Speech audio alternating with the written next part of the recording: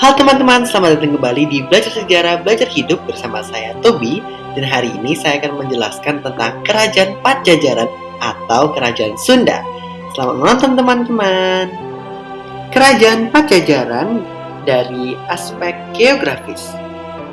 Tahukah kalian bahwa kerajaan ini berdiri selama berabad-abad loh, dari abad ke-7 hingga abad ke-16, dan pernah berdiri di wilayah Barat Pulau Jawa, meliputi Provinsi Banten, Jakarta, Jawa Barat, dan sebagian Jawa Tengah sekarang. Kerajaan ini pernah menguasai wilayah bagian selatan Pulau Sumatera. Menurut prasasti Astana Gede, pusat pemerintahan Kerajaan Pajajaran pernah berada di Pakuan Pajajaran pada masa pemerintahan Maharaja Jayabupati. Namun, pada masa Rahyang Niskola Wastu, pusat pemerintahannya dipindah ke Kawali dengan istananya bernama Surawisesa. Sekarang saya akan membahas tentang Kerajaan Pajajaran Sunda dari aspek ekonomi. Perekonomian Kerajaan Pajajaran juga bertumpu pada kegiatan pertanian dan perdagangan. Kerajaan ini mempunyai 6 pelabuhan penting yang masing-masing dikepalai oleh seorang Syah Bandar atau disebut Kepala Pelabuhan. Sekarang saatnya saya akan membahas Kerajaan Pajajaran dari aspek sosial.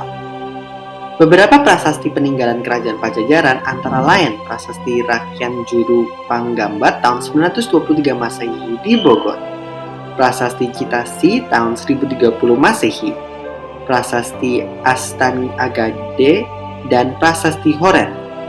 Kerajaan Pajajaran sudah menggunakan bahasa Jawa kuno bercampur dengan bahasa Melayu loh. Penggunaan bahasa ini ada di Prasasti Rakyat Juru Panggambat. Nah, setelah saya membahas tentang ekonomi, geografis maupun sosial, saat tibanya saya akan membahas tentang Kerajaan Pajajaran dari aspek politik.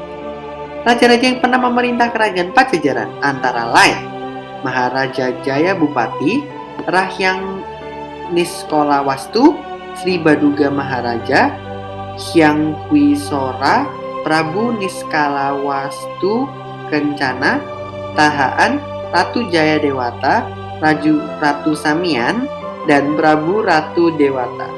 Maharaja Jayabupati menyebut dirinya sebagai Hajiri Sunda untuk menguatkan kedudukannya sebagai Raja Kerajaan Pajajaran. Maharaja memeluk agama Hindu, warisannya. Saat pemerintahannya Prabu Ratu Dewata, kerajaan ini mendapatkan banyak serangan dan Kerajaan Banten sebelum akhirnya runtuh akibat kekalahan melawan pasukan Kerajaan Banten yang dipimpin oleh Maulana Hasanuddin. Terima kasih teman-teman telah menonton video ini tentang Kerajaan Pajajaran atau Kerajaan Sunda. Jangan lupa di video selanjutnya saya akan membahas tentang Kerajaan Majapahit atau kerajaan terakhir dari kerajaan-kerajaan Hindu Buddha yang pernah ada di Indonesia.